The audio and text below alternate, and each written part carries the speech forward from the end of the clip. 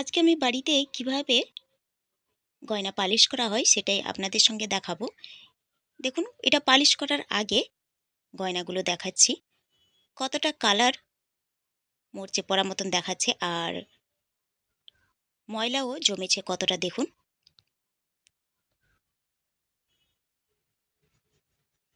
আর polish করার পরে সেটাও আমি দেখাচ্ছি দেখুন কতটা পরিষ্কার। এটা কিন্তু পালিশ করার আগে, আর পালিশ করার পরে দেখুন কালারটা জাস্ট।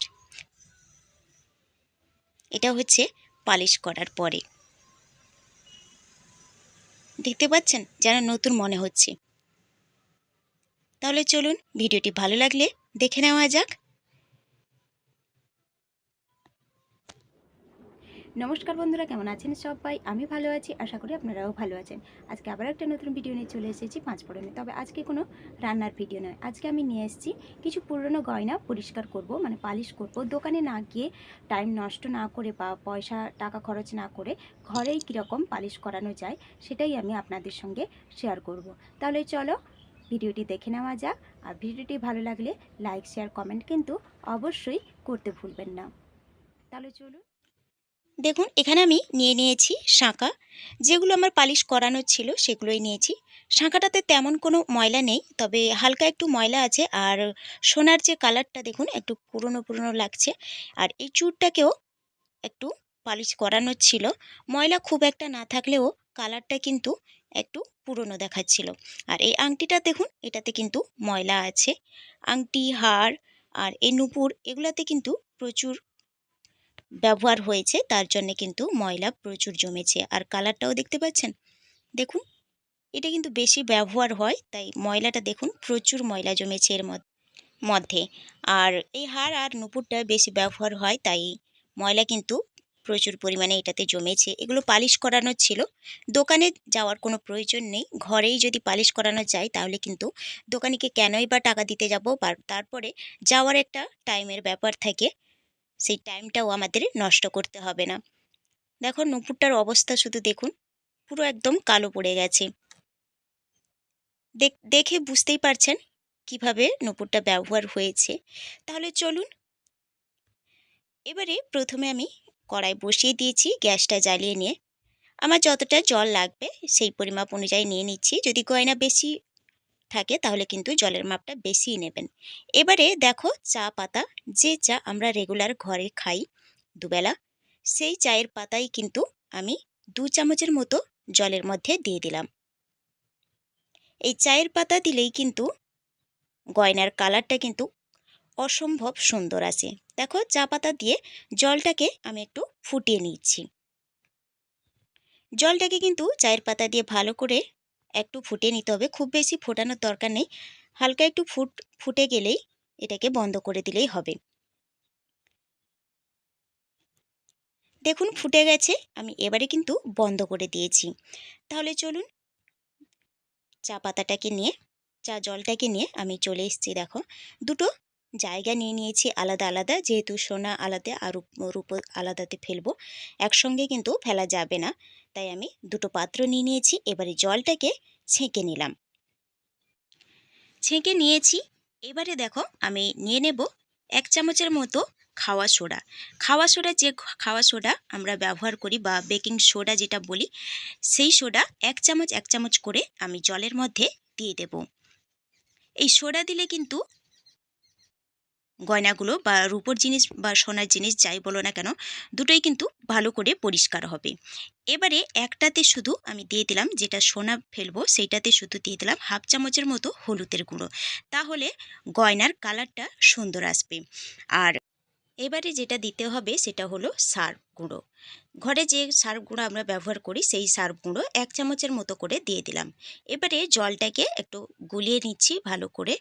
গুলিয়ে নেওয়ার পরে দেখো একটাতে দিয়ে দেব সোনার গয়না আর একটাতে দিয়ে দেব রূপোর গয়না।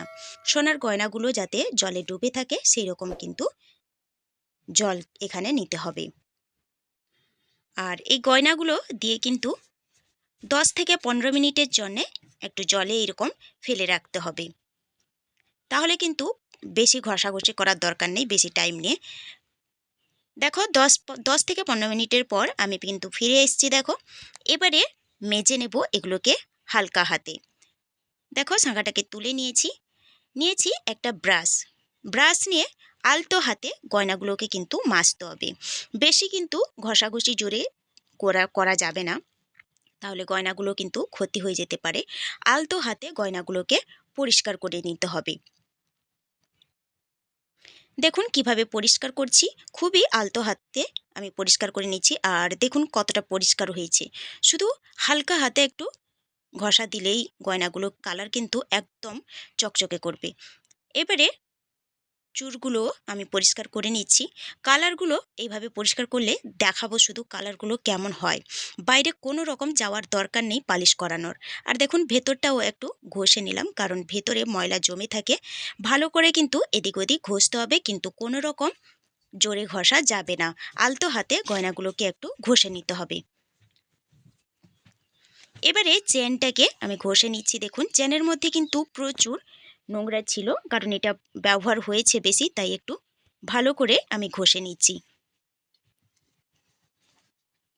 এরকম ঘষলে কিন্তু এরকম গয়নাগুলোকে ঘরেই যদি পালিশ করে নেওয়া যায়, তাহলে কিন্তু বাইরে যাওয়ার কোনো রকম প্রয়োজন হবে না।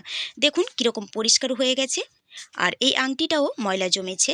আমি প্রথমেই বলেছি এই আংটি, হার আর নূপুরগুলো বেশি ব্যবহার হয়েছে, তার জন্যে এদের মধ্যে বেশি একটু নোংরা আছে। আর এই কানের জোড়াটা আমি দেখাতে ভুলে গেছিলাম, পরে মনে পড়তে আমি এগুলোও জলের মধ্যে ফেলে দিয়েছিলাম। এগুলোও কিন্তু প্রচুর ব্যবহার হয়েছে, যার জন্য ময়লা কিন্তু এর খাঁজ কাটাতে দেখুন কতটা ময়লা জমেছে। আলতো হাতেই একটু ঘষে নিলেই এগুলো কিন্তু পরিষ্কার হয়ে যাবে। গয়নাগুলো কিন্তু আমার পরিষ্কার করা হয়ে গেছে। এবারে আমি নূপুরগুলোকে পরিষ্কার করে নেব।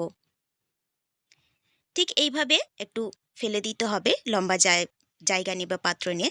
তারপর ব্রাশটাকে ধরে ঠিক একইভাবে এইরকম ঘষা দিতে হবে আলতো হাতে। দেখুন কতটা পরিষ্কার দেখাচ্ছে, সেটা কিন্তু আপনারা দেখেই কিন্তু বুঝতে পারছেন। দেখুন যে দিকটা আমি ঘষেছি ব্রাশটা দিয়ে সেটা দেখুন, আর যেটা ঘষা হয়নি সেটাও শুধু দেখাবো। কতটা ডিফারেন্স নিজেরাই বুঝতে পারবেন। তাহলে আর বাইরে এই ভিডিওটা দেখার পর বাইরে গিয়ে কিন্তু কোনো রকম গয়না পালিশ করার কোনো প্রয়োজন নেই। দেখুন যে দিকটা আমি ঘষে নিয়েছি সেদিকটা দেখুন, আর যে দিকটা ঘষিনি সেদিকটার অবস্থা দেখুন। ভিডিওটি না টেনে বন্ধুদের কাছে অনুরোধ করব পুরো ভিডিওটি দেখার, তাহলে সম্পূর্ণ দেখলে কিন্তু বুঝতে পারবেন গয়নাগুলো কিভাবে পালিশ করতে হয়। তাহলে বাইরে গিয়ে আর এত টাকা দিয়ে গয়না পালিশ করার কোনো প্রয়োজন নেই। দেখুন গয়নাগুলোকে কিন্তু সমস্ত গয়নাগুলোকে আমি মেজে নিয়েছি। এবারে কিন্তু আমি ধুয়ে নেব। চলো তাহলে একটা পাত্রের মধ্যে আমি জল নিয়ে নিয়েছি। এগুলো কিন্তু 2-3 বার জল পাল্টে পাল্টে ধুয়ে নিতে হবে। একবার ধুলে কিন্তু হবে না, 2 থেকে 3 বার করে কিন্তু জল পাল্টে ধুয়ে নেবেন। যেহেতু সার্ফ দেওয়া আছে, আর সার্ফের থাকলে কিন্তু গয়না ক্ষয়ে যাবে, তাই ভালো করে কিন্তু ধুয়ে নিতে হবে। দেখুন কতটা চকচকে করছে, দেখুন যেন নতুন গয়নাগুলো এগুলো।